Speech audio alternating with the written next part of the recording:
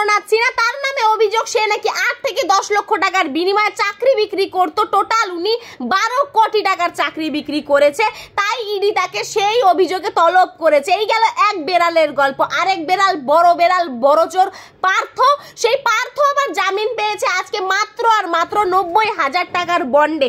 যে কিনা কোটি কোটি টাকার চাকরি বিক্রি করেছে, মানে হাজার হাজার লক্ষ লক্ষ মানুষের জীবন বরবাদ করেছে।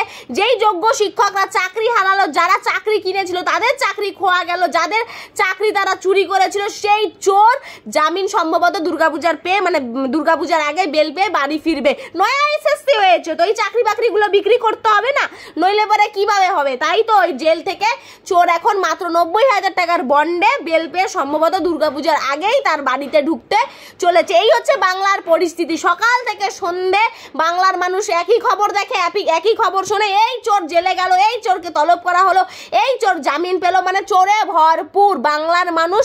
এই আর কবে বুঝবে বাংলার মানুষ, কবে বুঝবে এই সাধারণ কথাটা? বাংলার মানুষ কবে বুঝবে যে এই বাংলা চোরে ভরে গেছে, এই বাংলার থেকে চোর একমাত্র বাংলার মানুষই তাড়াতে পারে?